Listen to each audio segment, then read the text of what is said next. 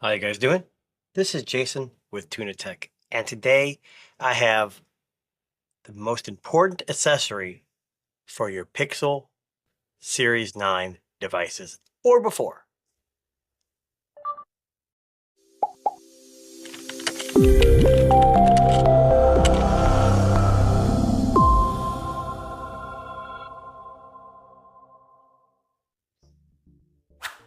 Okay, so you have purchased your Pixel 9 Pro, 9, or 9 Pro XL like I have here, or even the 9 Pro Fold, whatever it's called.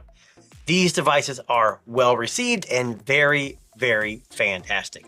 But like the Apple series and even Samsung, some of the devices have a complete ecosystem. And I'm not going to get too far into this, but basically a paired device like a tablet or a watch. Now, this is the OnePlus Watch 2, and I've been wearing it for a while. I loved it. I do have the Fitbit 2, Pixel 2 watch, but it's kind of small. Battery life was okay. But now they have went out and released the Pixel Watch 3. Now, this comes in two sizes, 41 millimeters and 45, which is new. Last year it was only 41. The difference being obviously size, but the 41, this is the 45 LTE version, and if you order from Google, Google Fi will supply 2 years of free LTE service, but there is a caveat to that. If you're on Verizon, AT&T, or T-Mobile, this will be data only, so text messaging and data for everything else, but no phone calls. So if you're used to having an LTE in a watch like a Samsung or an Apple Watch, your phone is kind of mimicked on a device. So if you leave the vicinity Bluetooth range of your phone with your watch on, people can still call you and you can still answer it even if you're not around because there's LTE. The only way to get calls on this with LTE is to actually get it on Google Fi, which is their service, which utilizes T-Mobile towers. I'm gonna leave a link to Google Fi and to the watch in the description below. I have Google Fi, so I'm really excited to see how that works. Going back, the 41 millimeter versions come in black, silver, gold, and polished silver with a rose quartz aluminum body. So if you get the 45 like I have, it only comes in black, silver, and hazel. So the options change. I'm not sure it's the same with like the iPhone this year. They released weird colors, but the most expensive phone. But either way, I shouldn't say weird, kind of boring. But this is the Watch 3, and I'm excited about this because not only is it a bigger size, but I'm hoping it has a bigger battery. So what is the difference?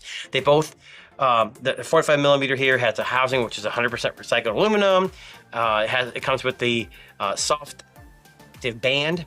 It's 45 millimeters. It's got that new actual display, custom 3D Corning Gorilla Glass 5. It's got 320 ppi AMOLED LTPO display, up to 2000 nits brightness. 1 nit minimum brightness. It's 60 hertz, and it does obviously have always on display. This version of the LTE does have LTE, Bluetooth 5.0, NFC, and ultra wideband. So I'm hoping, as a Tesla driver, I know with Apple devices they already have this, but hopefully they can get some more functionality with that, as well as Find My device through Google's new network. It works with any phone using Android 10.0 or newer, but it does require a Google account, obviously. Comes in two sizes, small and large. I think you'll have no problem this fitting in either one of those. Now, the big difference. Now, like I said, battery life is important to me on a smartwatch. This phone, I can get about 2 to 3, 4 days possibly, because it has this hybrid system where once it goes to sleep, it goes into a sleep mode, whatever. That's unique that Google added that to Wear OS, but they didn't use it on the Fitbit. Now, this has a 420 milliamp hour battery, so that's a big battery for a watch. They are saying up to 24 hours with always on display and up to 36 hours with battery saver mode. Some of the people I've seen that have this watch saying they can go a whole weekend with it with normal usage. I'm hoping that's true, but what is the difference? So Pixel Watch 2, obviously, besides the size, there isn't that much difference. It uses the same chip. But I think where they're getting more battery life, and even the 41 millimeter in the Watch 3, is a couple things. Wear OS 5, which is more efficient. The new actual display, which is more efficient. And, I think, and besides that, it's also new. And they also have pretty fast charging, up to 80%. In 80 minutes, you can get 100%. So in half an hour, you get 50%. Now, I still think this thing is going to take the cake on charging, but either way, like I said, they both have the Snapdragon W5 Gen 1 like they did last year. It has Wear OS 5.0, 32 gigs of flash and 2 gigs of SD RAM, and then all the other, it's got a side button, haptic crown, and premium haptics. So haptic crown, I just mean like when you scroll on the wheel right here, it goes through it. Now, this watch doesn't do it, and I actually kind of miss it. Now, I have the Samsung that has the rotating crown as well, but either way, has a built-in microphone and speaker, and so on and so forth. So let's just get into it. Let's see what this watch is all about. I'm super pumped for this. I'm hoping it's something that is gonna be exciting. I know, how exciting can a watch be? To me, Google's really been doing really well with the Pixel line, and I think this is just another more proof that, hey, they're trending in the right direction, and they're trying to get a proper quote-unquote ecosystem.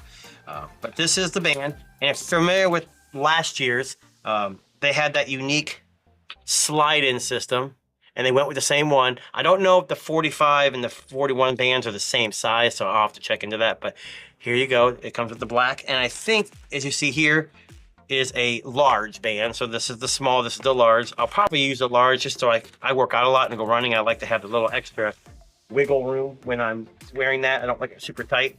And then obviously it talks to you about how to put on the band. You kind of go at an angle, and then you have some great nighttime reading material, which I'm sure everyone reads to a T.